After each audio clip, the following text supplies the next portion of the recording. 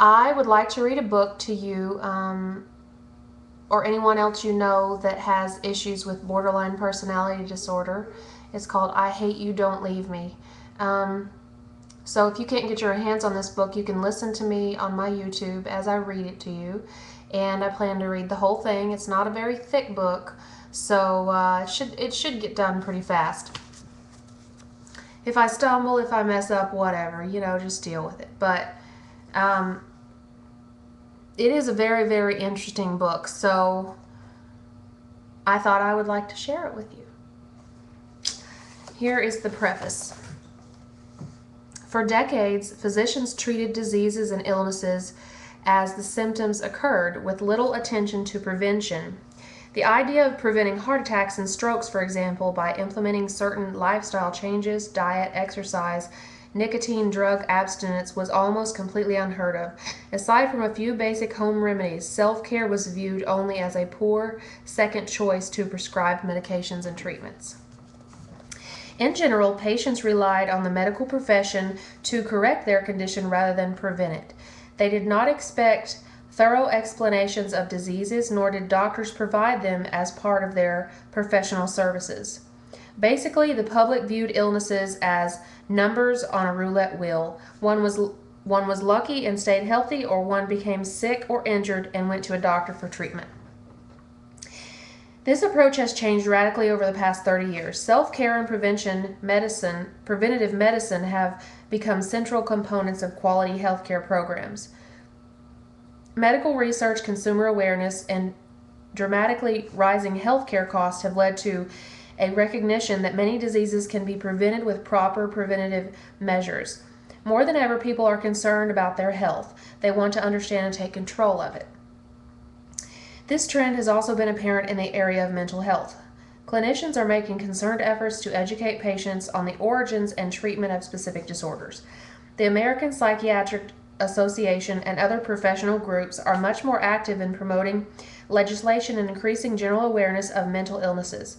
Consumer organizations such as the National Alliance for the Mentally Ill are disseminating educational pamphlets and offering hotline services to help patients and their families cope with various forms of mental illness. Yet, despite this general trend, people are rarely given the opportunity to read about mental illnesses in easily understandable language. Countless times in my practice, I've been asked by patients and their families for reading materials on borderline personality disorder. The focus of this book, each time, I have had to mutter apologies about the lack of published material for the layperson. Perhaps the most exacting price we've had to pay for an uninformed populace is the continued and unfair social stigma attached to mental illnesses. Physical illnesses are rarely blamed on the victim. In the popular vernacular, one typically comes down with, is afflicted by, or contracts a certain physical disease. Blame is typically attributed to some form of environmental condition or microorganism. Not so in the case of many mental disorders.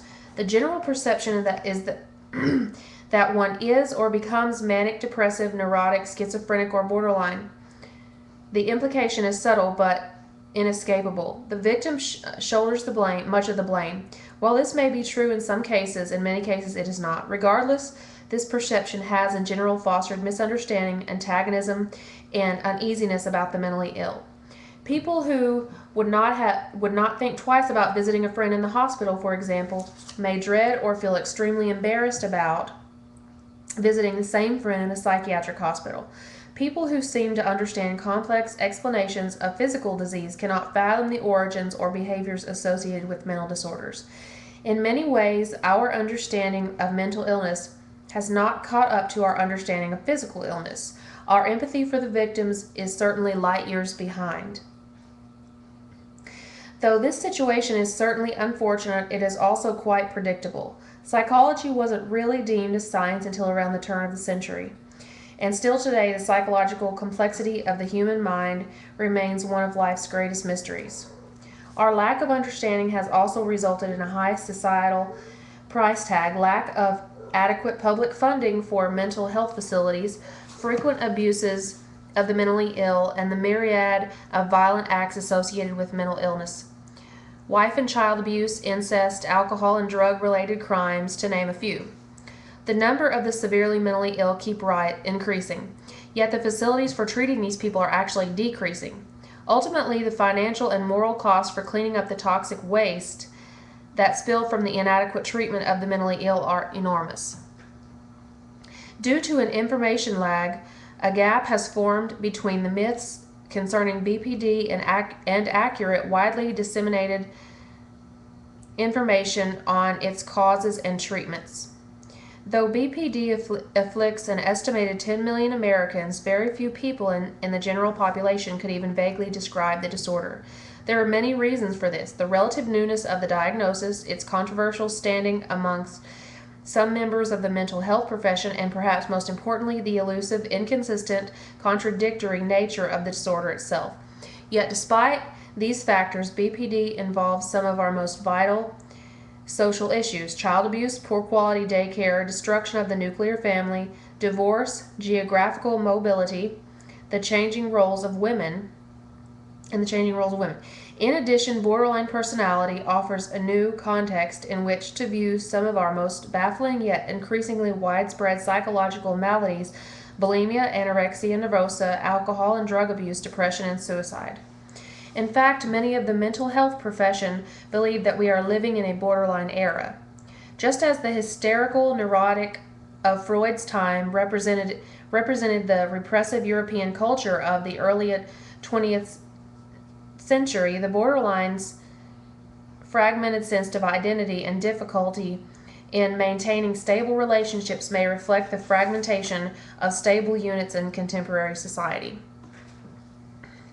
This book seeks to fill the present information gap on borderline personality disorder. As such, it is intended for general audiences who simply want to know more about this widespread and disturbing syndrome. But we have tried to do more than merely inform. We have tried to explore the syndrome in such a way that the reader can understand intellectually and feel emotionally what it is like to be a borderline personality. From the identification with this kind of subjective experience, we believe, springs true understanding. Loneliness, fear of abandonment, impulsive self-destructiveness, storminess in relationships, inability to achieve intimacy, these are feelings that we all experience at one time or another. But the borderline personality, however, lives with these feelings almost constantly and experiences them to a much higher degree. Many people are in great mental and emotional pain that can be just as searing and perhaps even more frightening than physical pain, and do not know why or what to do about it or how to seek help. Those readers who have been diagnosed with the syndrome or are considering therapy will find explanatory material unburdened, when at all possible, by complex psychiatric jargon. Hopefully this book will lead to self-knowledge, provide comfort, reassurance, coping strategies, and offer some practical options for therapy not heretofore available. We have also identified certain aspects of contemporary society that increasingly foster borderline characteristics, and we suggest some directions for change. Though the book is geared for a general lay audience, professionals should also find it a great help. It may be used not only as a reference but also as a recommended reading for patients and clients who are hungry for knowledge about BPD. The wide-ranging symptoms of BPD given in this book should apply to the work of psychiatrists, clinical and research psychologists, particularly those focusing on child development, psychotherapists and family therapists, substance abuse counselors, pastoral counselors, eating disorder specialists, stress consultants, and others. The appendices covering the DSM-3R classifications and medications used for treatment of borderline personality disorders, the evolution of borderline personality disorder, and psychoanalytic thought and other theories of borderline personality disorder should be particularly appealing to the professional. We hope that this book provides families and friends of borderlines with workable strategies for coping with the most distressing illness. Borderline personality disorder is generally recognized as one of the most frustrating psychiatric conditions to live with and treat, yet diagnostically and practically, the borderline is defined by nature of his past and present human relationships with others. We believe this essential human interdependency, when properly directed, can be used as a tool that can help the borderline and those closest to him or her. So, that's the preface, and next will come the first chapter. So, thank you for listening, and I hope you got something out of that. Stay tuned.